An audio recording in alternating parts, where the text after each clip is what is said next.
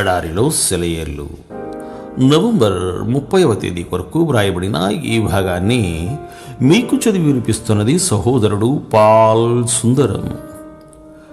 నీ నిమిత్తము నీవు గొప్ప వాటిని వెదుకుచున్నావా? వెదుకవద్దు. నేను సర్వ శరీరుల మీదకి కీడు రప్పించుచున్నాను. అయితే నీవు వెళ్ళు స్థలములన్నిటిలో దోపుడు సొమ్ము దొరికినట్టుగా నీ ప్రాణమును నీకిచ్చుచున్నాను.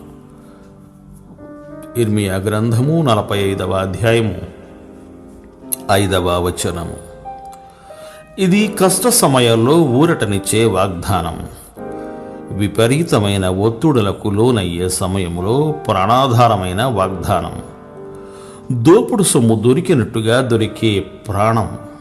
కఠినంగా మారిపోతున్న ఈ రోజుల్లో, అంత్య దినాల్లో, శ్రమ దినాల్లో ఈ వాగ్దానం మనకు ఆదరణనిస్తుంది. దోపుడు సొమ్ము దొరికినట్టుగా ప్రాణం దొరకడం అంటే ఏమిటి? అంటే నాశనకర్త కోరల్లో నుండి లాగేసుకున్న ప్రాణం అన్నమాట. సింహం నోటిలో నుంచి దావీదు గొర్రె పిల్లను లాగేసుకుంటున్నట్టన్నమాట. యుద్ధధ్వని బొత్తిగా ఆగిపోతుందని కాదు గాని, యుద్ధరంగంలో మనకు ఒక ఉన్నత స్థలం, తుఫానులో ఒక చిన్న సంరక్షణ, శత్రుదేశంలో ఒక కోట. అస్తమానము మనపై పీడనాలన్న మన ప్రాణం మాత్రం నిలిచి ఉండడం.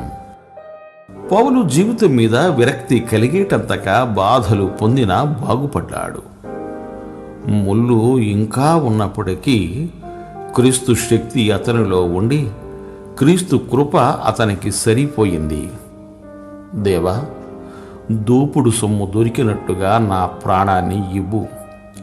కష్ట సమయాల్లో నేను విజయవంతంగా నిలబడేలా సహాయం చెయ్యి. ఆపదల నుండి విడుదల కోసం ప్రార్థిస్తూ ఉంటాము. ఇలా జరుగుతుందని నమ్ముతాం కూడా.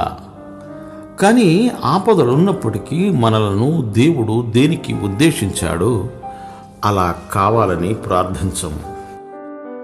ఆపదలు ఎంతకాలం నిలిచి ఉంటే అంతకాలం వాటి మధ్య మనం ఉంటూ దేవుడు మనకు ఆశ్రయంగా ఉన్నాడన్న నిశ్చయితను కలిగి ఉండాలి. 40 పగళ్ళు రాత్రుళ్ళు యేసు ప్రభువు సైతానుతో అడవిలో ఉన్నాడు. అలాంటి ప్రత్యేకమైన శోధన సమయంలో ఆయనకున్న మానవ ప్రవృత్తి ఆకలి దప్పుల మూలంగా ఇంకా నీరసమైపోయింది. అగ్నిగుండం 7 ఎక్కువ వేడితో మండింది. కానీ హెబ్రీ యువకులు 3 కొంతసేపు ఆ మంటల్లో ఉన్నారు. ఆ రాత్రి దానియేలు సింహాల మధ్య కూర్చున్నాడు. ఆ గుంటల నుండి అతన్ని బయటకు తీసినప్పుడు అతని శరీరంపై ఏ గాయము లేదు. ఎందుకంటే తమ దేవుని మీద అతడు నమ్మకం ఉంచాడు. వీళ్ళంతా శత్రువుల మధ్యనే నివాసం ఉన్నారు. అయినా వాళ్ళు దేవుని సన్నిధిలో ఉన్నారు.